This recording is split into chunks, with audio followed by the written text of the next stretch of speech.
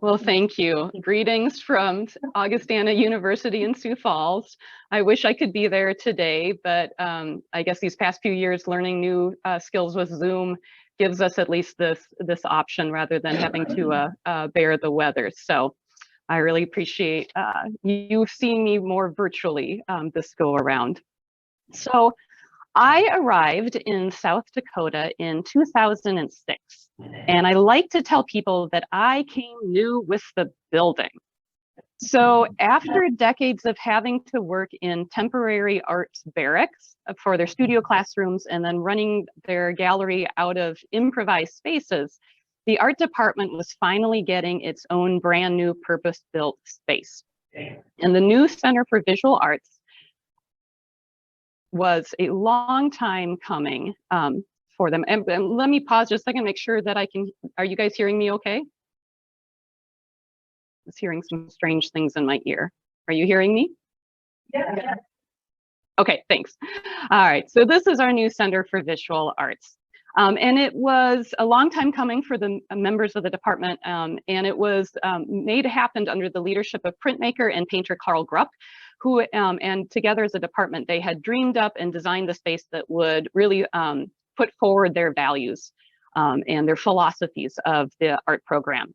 And I was actually hired by longtime South Dakota arts advocate Janet Brown, who at that time was chair of Augustana's Performing and Visual Arts Department. And some of you might actually even know Janet. She was a longtime executive director of South Dakotans for the Arts and ran the Prairie Arts Management Institute. And after serving Augustana for several years, she actually went on to be president and CEO of the national organization Grantmakers in the Arts. And I'll have to say, I'll forever be grateful for her for taking the chance on a relatively green arts professional. So as Paula noted, I was hired to teach in the art history curriculum, but I was also hired to be the director of the Eide Dalrymple Gallery and see it transition into its new purpose-built space. So my split position as an art historian and a gallery director are two related, but actually quite distinct art, essentially career paths that I've roped together over these past almost 2 decades. But today I'm going to actually share with you a third cord that makes up my braid, and that's actually my practice as an artist and a printmaker. So my hope is by the end of today's conversation, I'll share with you a few seeds of wisdom that I've gained from a range of artists that I've had the privilege of working with over the years. My hope is that you'll also have a better understanding of fine art printmaking and in particularly some of its terms and techniques.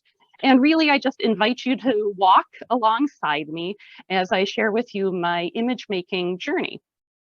So I have to say that while I was excited to take over the gallery and be a part of the art history department, what I actually found was the most impressive of the new Center for Visual Arts was actually the studio spaces and particularly the printmaking spaces. I mean, my jaw just dropped when I first walked into this printmaking workshop. A college of our size had no business having facilities and resources this amazing. So of course, that was my first introduction to the legacy of Carl Grupp and the greater traditions of art in South Dakota. And I'll point out that when I arrived in 2006, both Carl Grupp and Bob Aldern, who are two legends of the South Dakota art scene, were still active and still had studio space in the new building. And it was really a great gift to have met them, to have had the chance to work alongside them, to have learned from both of them, to have interviewed both, and to have also curated several retrospective exhibitions and write catalogs for both of them. So it was really Carl Grupp who made Augustana's printmaking facilities possible. Carl had founded the printmaking program back in the 1960s, and he had trained generations of artists and printmakers who went on to lead their own programs. At the time of my arrival, Carl had just recently retired, and alumnus Scott Parsons had taken over the drawing and printmaking programs. And Scott's artistic practice is both in printmaking, but he's also an amazing painter, but he's also a public artist as well, working in terrazzo floors that you see there. Terrazzo mosaics, if you've ever been to the Sioux Falls airport, those are the mosaics that are alongside the escalator and staircase going up to security. And he also works in stained glass as well. So look him up. He's at damnfineart.com. So anyways, for my first day of stepping into the building, I kept telling myself that I needed to sit in on one of Scott's classes and get to know the space. Now, this is in part because printmaking is an amazing combination of art, alchemy, and also science. Some printmaking processes require chemistry that need to be handled in safe ways using laboratory methods. Many printmaking processes require very expensive presses that need to be handled properly. And in short, printmaking is part of a laboratory that really requires training in order to use it. You don't just step in and use that space. So I kept telling myself, yes, yes, yes, yes, yes. One day in my spare time, I will sit in a class and learn how to use this space. So where did that longing come from? This is where I have to take you back to my undergraduate art school experience. As an undergrad, I focused on painting. And it was in the spring of my senior year when I took 2 last studio courses, ceramics and printmaking. Now, I have to say that I was a student who was firm in my belief that if I just put in enough hard work, I would ensure myself of success. And that really translated in as a good grade. But ceramics and printmaking just rocked me, because those are 2 mediums that their entire MO was in embracing the unpredictable. And while I never found a way to actually embrace my constant failure in ceramics, there was something about printmaking that allowed me to break out of my perfectionistic attitudes and actually learn how to fail forward. So in printmaking, you can be a master of your drawing skills, but there's always this unpredictable element as you're preparing both your image and also, especially once you get to the printing process, that you can't control. And all you can do is hope to find a little bit of grace or create something that might actually, in grateful moments, be actually better than what you intended, or in other moments, be at least surprising to you and different than what you had imagined. So my last semester of undergraduate art school was full of complete and total failures. But I somehow found the grace to walk through that heartache and frustration and move forward in actually a productive way, in a way that I had never yet been able to experience before. So my printmaking professor was Heidi Allen Goldberg, and she noticed this. And while I had been in 5 semesters of painting, and I, at that time, was preparing my senior thesis show in painting, she made just one offhand comment to me one day. She turned and said, "You know what? You're actually a printmaker." And all I could do was think, yeah, I think you're right.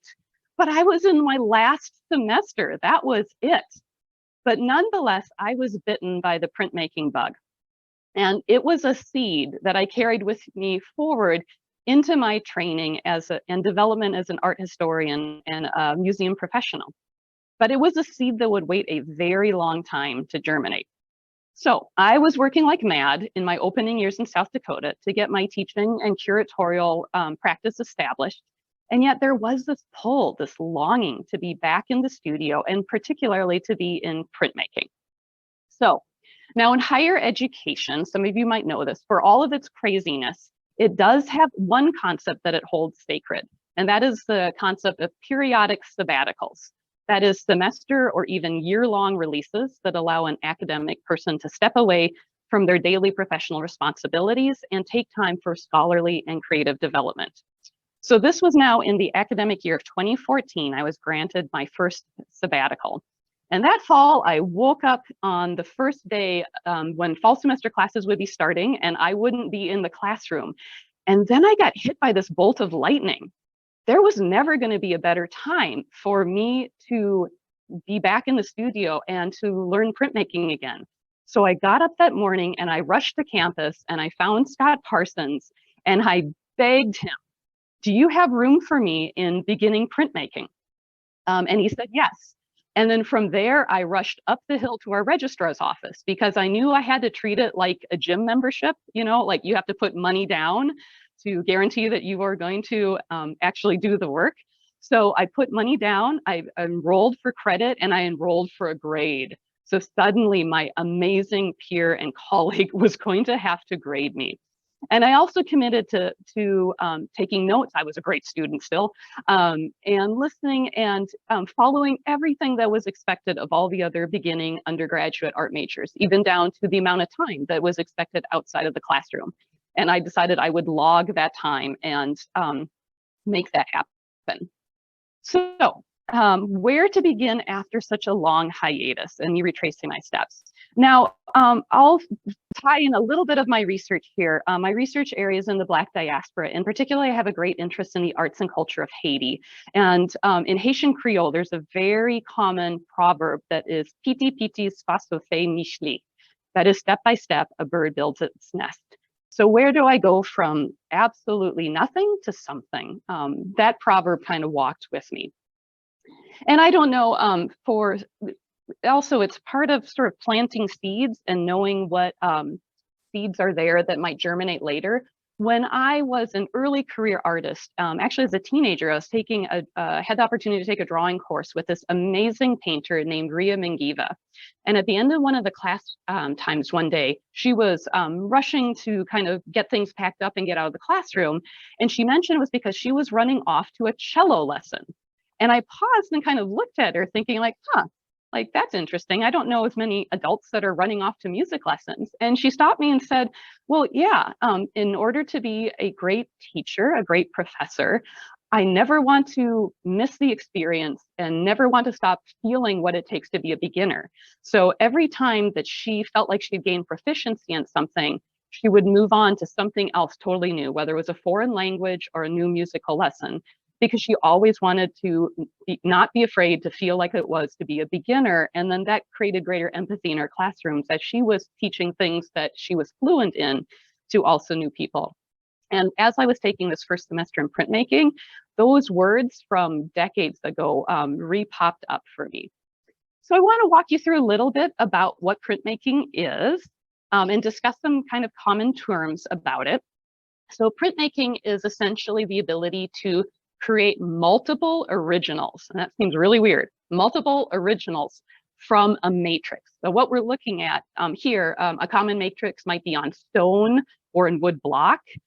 That's where you work up the image, but this is not the artwork that we're looking at. The artwork is when it gets transferred to usually a piece of paper, another form. The matrix could also be a metal plate, most often copper, can also be a mesh screen. That's when you get silk screen images. And it can even be now sheets of plastic or just about anything else. So here's the matrix. It's a photo of the stone that I've drawn on. And again, that's the image that I've worked up, but that's not the artwork. And the artwork are all these originals that are sitting out on the drying rack here in the printmaking studio. Now, and all of those images that you pull from a matrix is called an edition. And artists typically will close off an edition. There will only be a specific number. And then you sign and you also number it. So in this case, the image that we're looking at is the first image pulled out of a complete set of 10, and after which I will not make an image from that matrix again. And I'll point out, all right, South Dakota, Terry Redlin is amazing, but a lot of people are now confusing fine art prints with a concept that Terry Redlin really forwarded, signed and limited edition prints. What those are that we're looking at here are the original is the oil painting that Terry Redlin produced. And then he was able to make very high-end photomechanical reproductions of those images. But those forms still use the term limited edition print, but that's not what fine art printmaking is. So little public service announcement there. All right, so a printmaker is sort of like a percussionist. That is, you can study and work through a range of instruments. And you pick the instrument based off of the sound that you need. So a percussionist could play a marimba or a timpani or a snare drum, and you pick the instrument based off of what you need. And printmaking is sort of the same. There are many, many different techniques, and each artist needs to pick the technique that fulfills their goals of their image. And for most printmakers, there's usually one or a few techniques that they particularly personally gravitate to.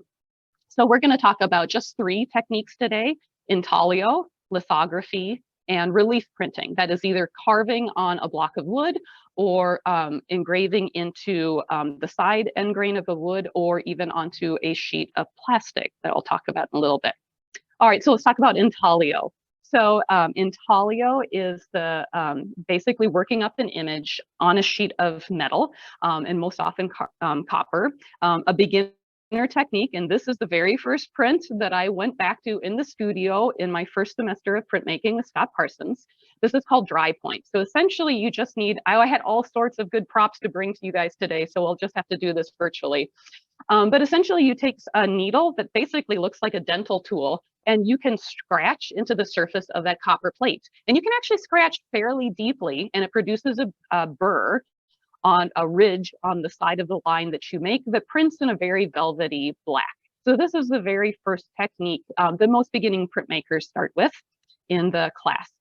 For me too, it was also the process of having a long hiatus from actually thinking through image making and not wanting to have a whole lot of pressure or feeling pressured to make an image that was perfect. So at the time that I went back to the printmaking studio, I actually had quite a young family.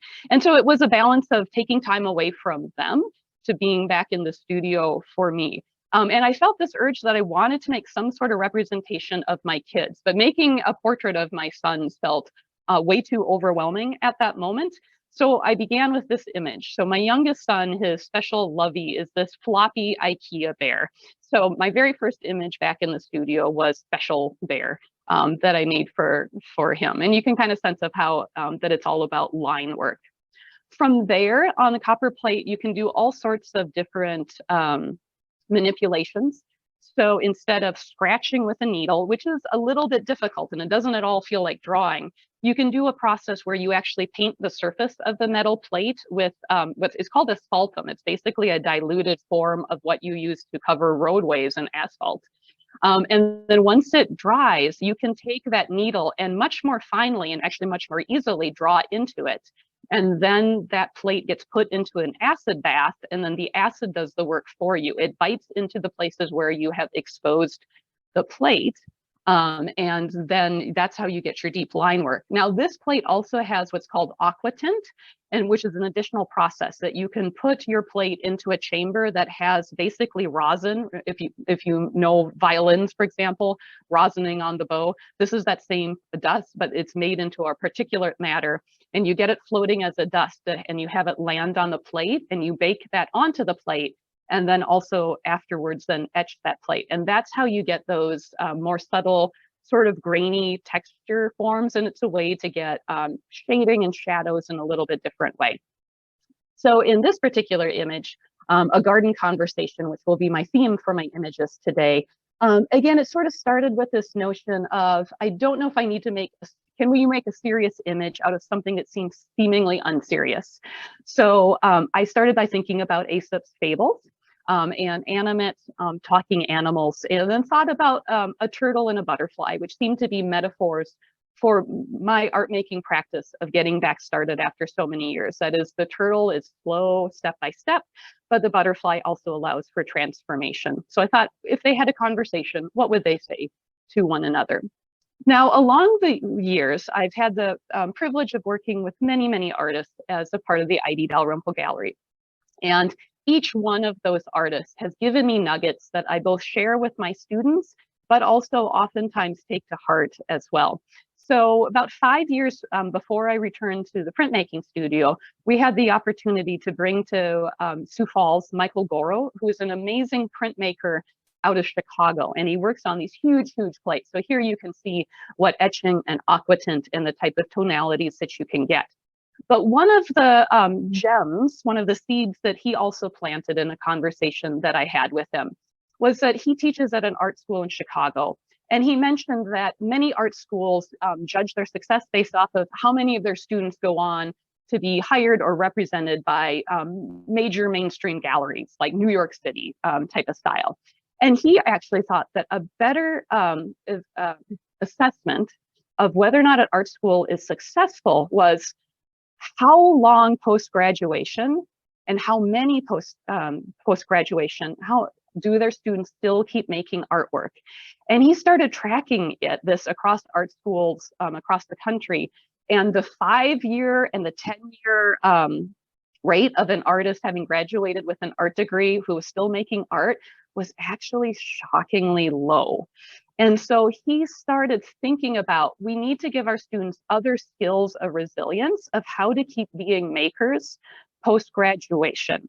And that was really a gem that is something that I've kept with me to this day, that I'm not just learning skills in the studio, and I'm not just teaching skills in the studio or in the art history department, but instead what I need to do is also give my students notions of resilience and notions of habits that will keep sustaining them post-graduation if they're going to keep being makers. And that was part of the process that I also found in my long journey of coming back to the studio. Now, part of the goal of being back in the studio was also walking in the legacy of Carl Grupp, who I referenced at the very start.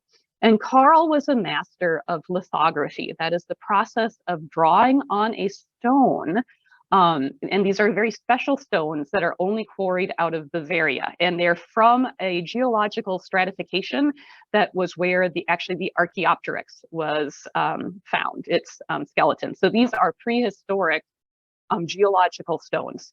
And when I walked into the printmaking studio, again, I just was agape that Augustana's printmaking studio has over 50 of these incredibly precious stones of a wide range of styles, some quite small, some enormous, like 2 by 3 feet, that weigh several hundred pounds, to the point, if you see on the left-hand side, the googly-eyed mini forklift, that's how we have to move them around the studio because they are so heavy.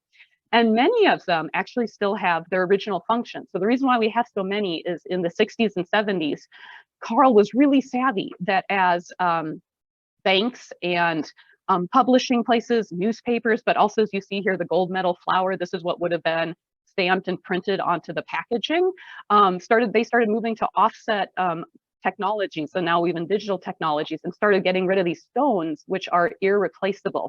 And you started collecting them and buying them. And nowadays you could not buy these stones off the market, at least not it would cost you a lot. So these stones are incredibly precious. And I was particularly eager to actually learn how to truly use them. Why do lithography? In part because instead of this scratching and etching and acid bath moment, lithography allows you to actually produce an image that actually looks like a charcoal drawing, a pencil drawing, and you can draw with a medium that helps you, that replicates your regular drawing practice. So here I will note, in my second semester, I finally did get brave enough to produce an image of my children. But I'm going to walk you through the process here, because truly lithography is alchemy. So I might start with my own personal reference image, and it might be a drawing from life, but it might just also be a sketch. So I started working through a concept of columbine, so indigenous native flowers that support butterflies and habitat and pollinators. But a columbine, for someone of my generation who, and probably perhaps yours too, also has a separate reference, right? The Columbine shootings in Colorado. So I started making an image that could wrap the number of flowers of the number of people who died in that mass shooting incident and place it back into the context of a plant that sustains life, I guess, if you will. So that's some of the thought process behind the subject matter, the image. So I can draw onto the stone, but I can also use a process of, it feels almost like watercolor. It's called touche, and it's basically an oily material that is substrated into distilled water that then will pool and will create these really uncontrollable but can be quite elegant reticulation effects that are part of the image. So you see, like, the image back onto the stone looks very different from the concept of what I was sketching out. And then here comes the magic part. Once your image is set on the stone, you get to be like, you're back in the science lab. It is a mad scientist chemistry professor. You're mixing up droplets of nitric acid that you have to handle very, very carefully into gum arabic, and you paint that onto the surface of your stone. So the acid is changing the micro layer of the top surface of the stone and changing the environment. And then, as they say, the proof is in the pudding. And so how you do this is partly magic. It is how you know the ratio of the acid, how long to leave it in, where to paint it on, where not to paint it on.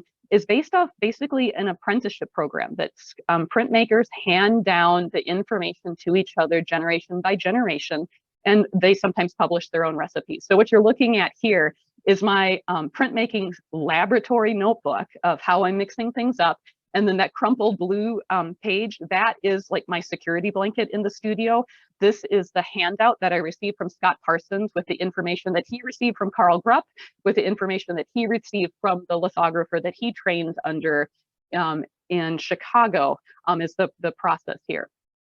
And also that process will change based off of the humidity in your studio, the geography of where your studio is located, and also the type of stone, if it's a blue stone versus a yellow stone, things like that.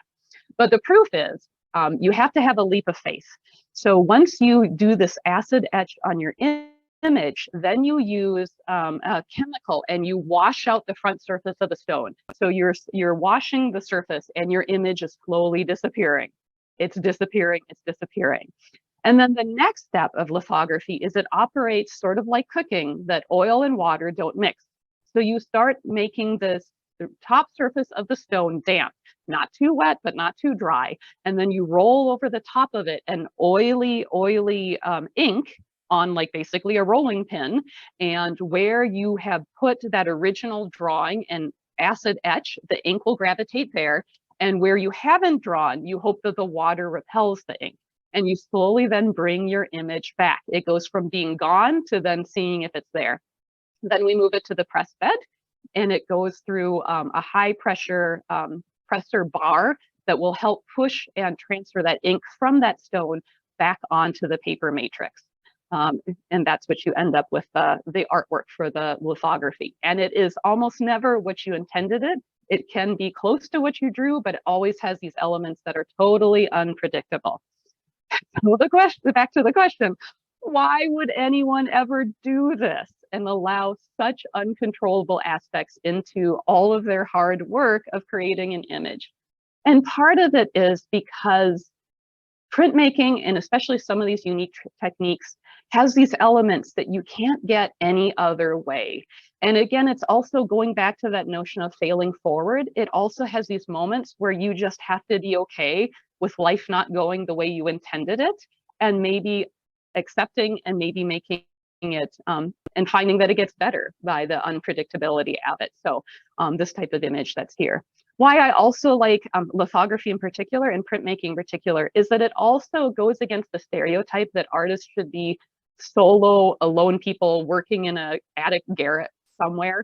And instead that it's actually artwork and creative making actually requires community, and it requires community support. And that's fully lived out in lithography.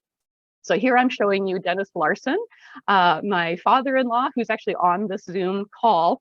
I have trained him to be my press bed operator, because in order to get the image to actually come out, you actually need at least two people working together. One person operating the press and moving the stone, and one person and rolling the ink on top, and one person making the adjusting the water levels and the sponging on the top of it. And so it's this absolute community process as the way that it is. Now, where do I get my images from? I'll tell you just a little bit about that as I walk through my last few processes. Again, starting from nothing or not, I told myself when I was getting started, again, that I didn't want to make the images so pressure filled that I needed them to be perfect. And I didn't have time to, there's no such thing for most artists about a muse suddenly arriving and giving you an image, although that occasionally happens. And when it does happen, that's a gift. But most often it's step by step, you build your nest. So when I was getting started, I told myself that as I was walking my children to and from daycare, they loved collecting like natural objects that they would find on the ground on our walk. And I told myself I would draw from life every single natural object that they picked up. And that took a way to sort of take the pressure off of finding images and working through it. But as I started working through those images, then the first image then essentially has embedded in it the seed of the next image. And so my boys were picking up milkweed pods. I started drawing these fascinating elements, started working through them. And that got me to thinking again, in my newly adopted state of South Dakota, what are the plants that are indigenous here and what are the plants that help sustain pollinators in particular, butterflies in particular, but just our environment in general. So I started very quickly working through images of milkweed in particular, both in lithography.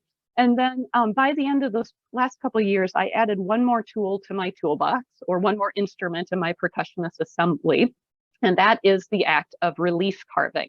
So you'll notice that this is a very different image compared to a painterly and a drawn on effect of lithography. And now I've gone back to actually carving in the image. So anywhere you see white is where I've removed material, either with a gouge or an X-Acto knife or an engraver's tool. And then the black is where it's what's remained. And I'm starting in this image making, thinking about, I created a series that I was calling Flower, Weed, Seed. That is like things that some of us might want in our yards or along the roadsides are what other people call weed. And why might that be white weeds? And why might that be so? It's this notion that a weed is only a plant when it's in a place that you don't want it. But nowadays, there's plenty of plants that actually we want and we're designated as weeds, and we actually really need them back. So I started working through the images of the entire growth season of the milkweed as well, and then as a part of the process. So this is very interesting. I'm taking sort of an environmental subject matter, and I recognize the irony because now I am using it to carve onto plastic, which is a totally not environmental material. But there you go. So what I'm working with is not just carving on wood, but I'm doing what's called HIPS engraving, and that's high impact polystyrene. You can basically get sheets of this plastic through industrial fabricators and factories all over. And you take a gouge, and here are the engraving tools. They're basically these diamonds, and you push through the material, and it comes up as a burr. And what it can do then is give you a very fine line, as a old-fashioned wood engraver would have done in the 19th century. But now I'm not using at-risk or deforested center cuts of wood. I'm using plastic instead. So I'm continuing with that theme of plants. So the bowing sunflower here, for example, dandelions, thinking about long tap roots and how things slowly grow down, how they actually support the environment in the ecosystem of the grass as it goes through its life cycle as well. And then I want to end with one additional collaboration that I had been working through. So I had gone from actually starting with engraving on plastic to then working with artist in residence, Chad Nelson, who has also become one of my main mentors. Chad is a Sioux Falls-based artist who's represented by Rayfelds here in town, but also by galleries in Chicago. And he's Augustana's artist in residence in printmaking.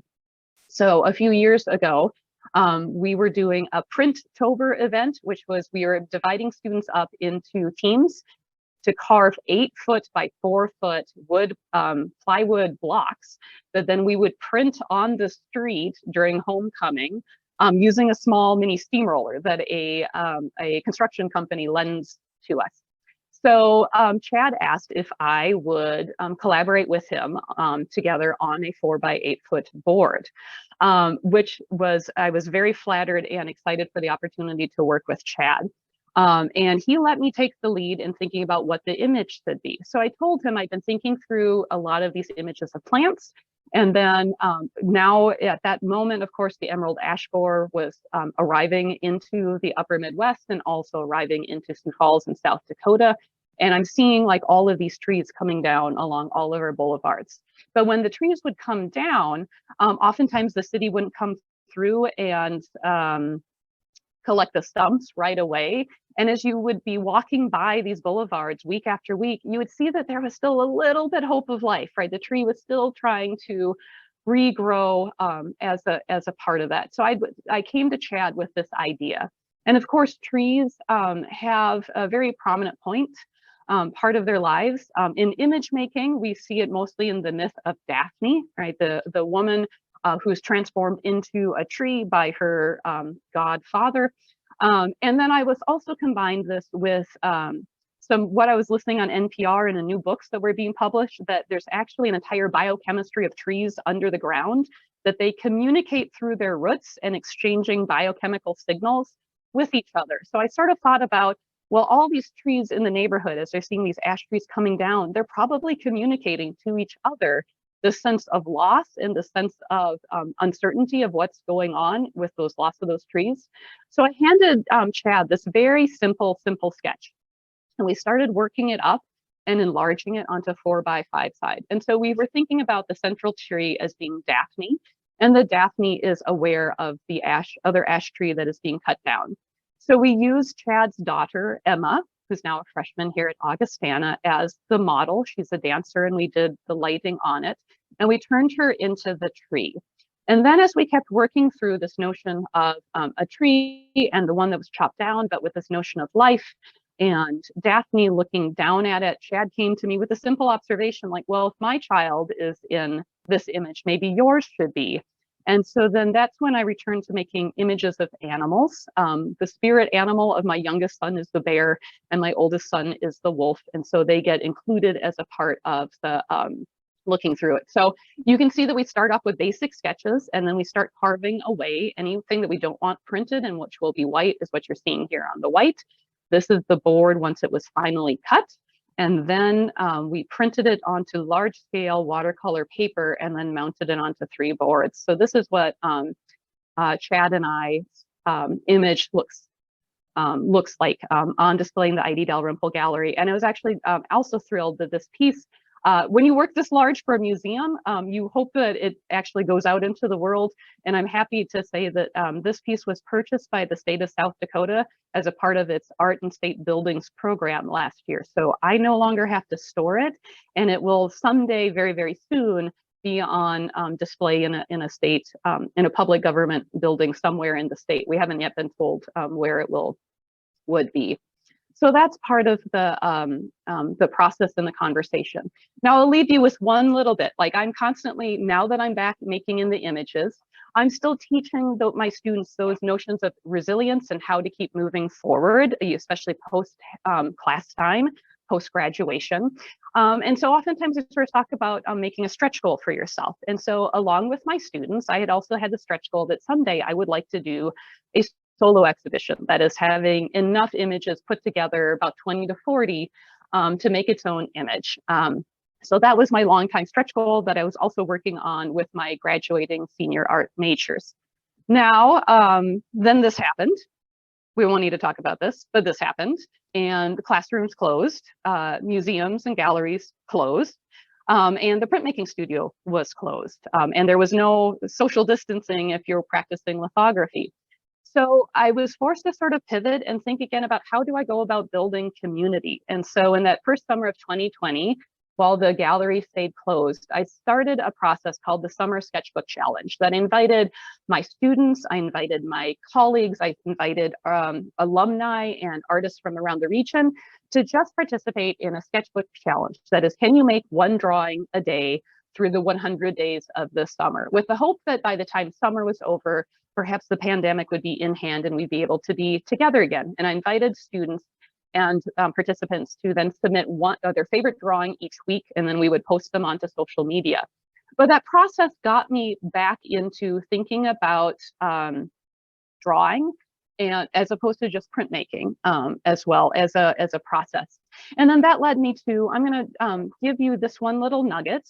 If you have a maker in your life, an artist in your life, a creative person in your life, this is now the book that I teach and I give to my senior art majors. It's really about a book about making and about how not to quit, right? That the success of an art, quitting is something that you do just once.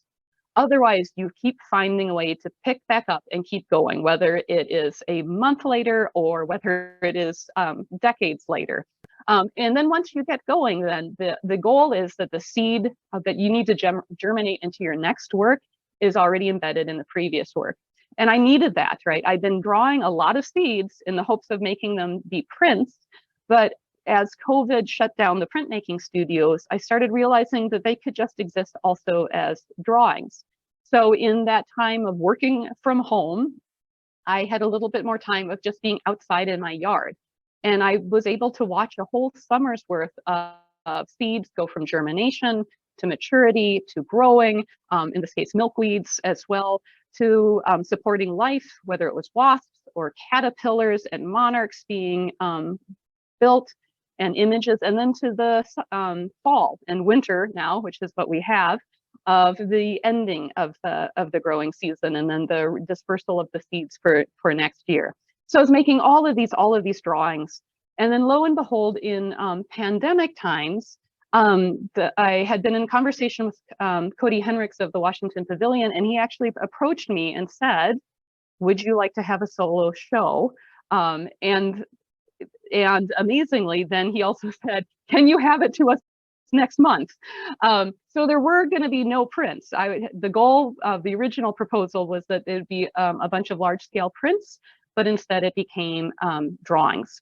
And I would say then, as an end, as a curator back into the studio, to frame work, to get a body of work prepared, is a lot of effort. It's a lot of cost, both in times and money and material, and it takes a village to do that. Over the winter break, I was able to work with my colleagues Anna Reich and John Peters, who helped me with chopping the frames and chopping the glass, to then produce this exhibition that at least was up on view during pandemic times, that ended up being not just my prints, but also a return to my drawing practice, based off of plants and based off of light. So I think that's probably enough to have thrown out at you. I really appreciate everyone venturing out in the winter weather today. And I'm hoping maybe folks might have some time, if we have some time for questions or conversation.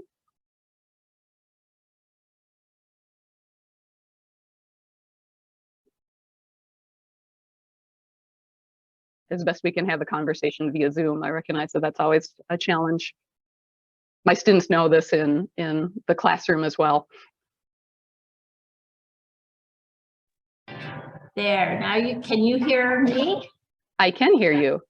That means you can hear our audience. And can you see them with your view? I can. Thank you, lovely people, for taking the time to come out this morning. I really appreciate having the room full of you. And again, I wish I could be there in person. May I go ahead and ask a question? I was really interested in what you were saying about how many people who major in art don't continue actively making art.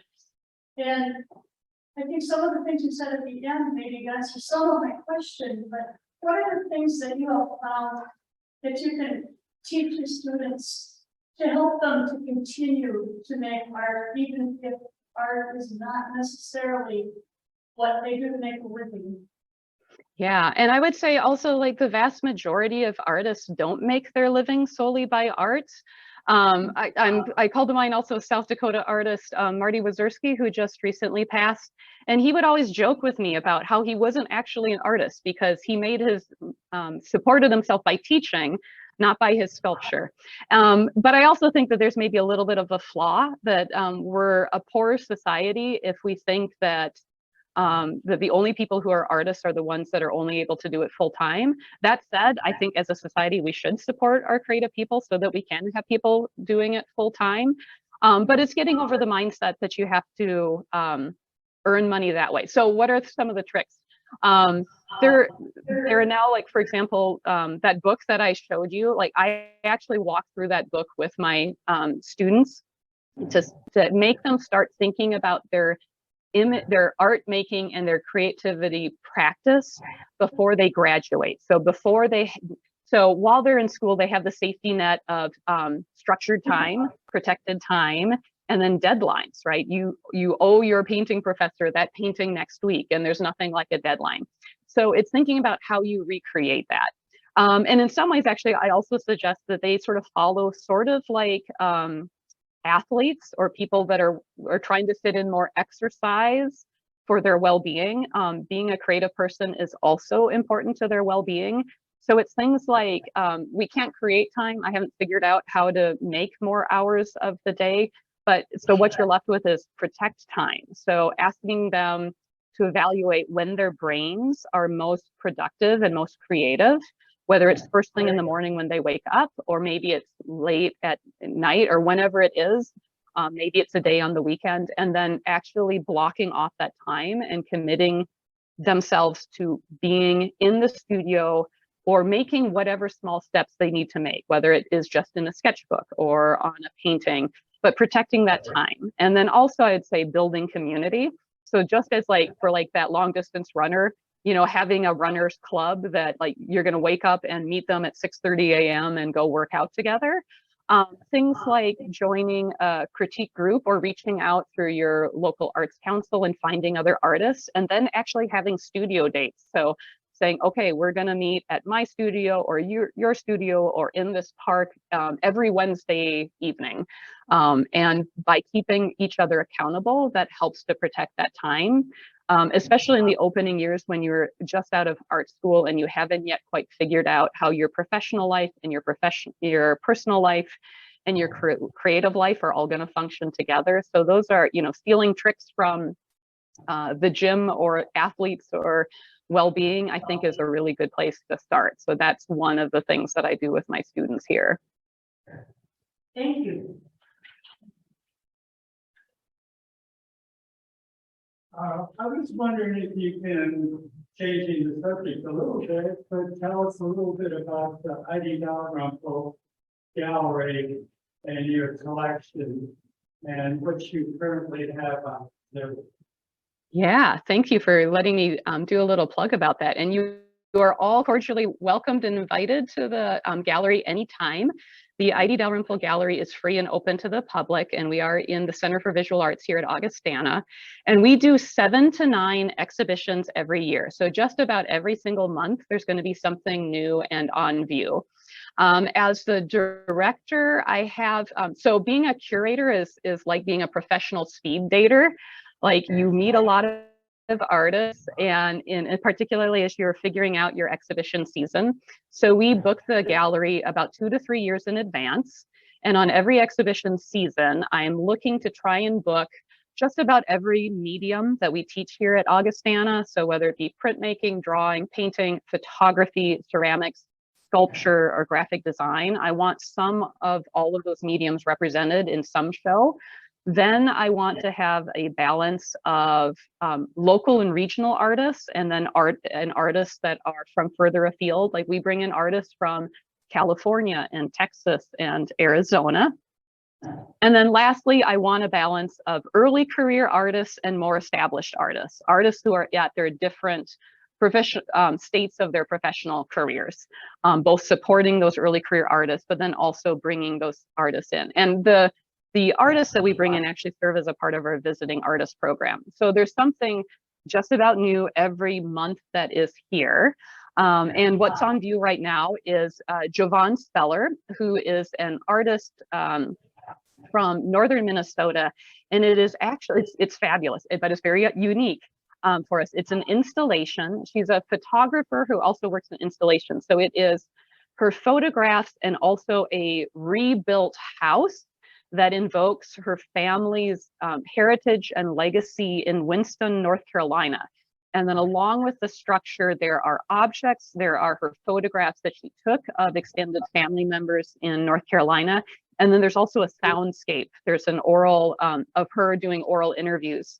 And part of it is it's a meditation of her going back to her family's land where they where they were actually enslaved and then were later sharecroppers, and then some branches of the family still live on that land today. So it's a meditation of sort of the resilience of that history, and then also sort of meditations on where she came from. It's a really unique and very powerful exhibition and quite different. So that's what we have on view right now. It'll be up through December 15th as well. And then our collection, we have 4,000 objects, and they range from the 15th century to the 21st century. We're particularly strong in works on paper, and that's in part through Carl Grupp's legacy of collecting art. So we house 187 photographs by Andy Warhol, for example, and 20 of his large, more famous silkscreen prints, but we also have several Picassos, we have Matisse, we kind of have Winslow Homer. We have sort of a nice who's who of 20th century art making, out of which we also curate exhibitions from our permanent collection that are offset within the visiting contemporary artists that we bring in. And then our closing exhibition of every academic year is our graduating seniors for their senior thesis show. And so this year we will actually have 12 graduating art majors on view. So yeah, that's a little bit about the collection and the gallery. And I hope that anytime you guys get to Sioux Falls that you stop in, because there's something new. It's a very accessible space. And we want, it's not just for Augustana students, it's for the whole community to visit. Thank you. Well, I would just like to say thank you for your presentation. When I visit museums, I usually kind of just walk past the print exhibit because I didn't understand the intricacy and the artistry. And so, yeah, I just feel like I'm better prepared to visit a museum now. So thank you. Great, I appreciate that. Yeah, that's my public service work for the art collection. My husband jokes all the time. He's like, you should just do drawing because no one understands printmaking and no one actually understands how something that looks so simple is actually so hard, so hard to make. So.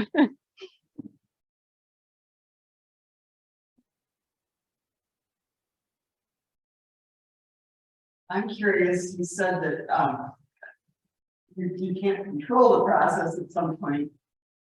When something comes out that is quite different from what you thought, you throw it away, or do you use your lemons to make lemonade? Ideally, it's the latter. Sometimes it's the former. Before it gets thrown away, usually it gets put away in a drawer to live a bit so that I can have some space between the memory of what I intended and the what it actually became. And then oftentimes it's, you know, while it wasn't what I intended, again, sometimes it's more, sometimes it's better. Because it's also a work on paper, then it could also be infinitely cut apart and collaged as well. I've been studying with a fabulous printmaker named Joanna Mueller, who particularly specializes in hips engraving, as I was showing those carved pieces as well. And she's very liberal at cutting apart her misprinted objects and then recombining them, which is like, if you're talking about fine art printmaking and its traditions, is usually like a no, every print needs to be standard to its edition size. But it's the, you know, it's the 21st century. You can do it what you want with your artwork. And so she's been really leading the way of making these really large scale collage pieces based off of her, what seemed to have been, it would have been thrown out in a previous generation as mistakes or misprints or something like that. And so I'm trying to follow her lead and have a little bit more grace with some of the images.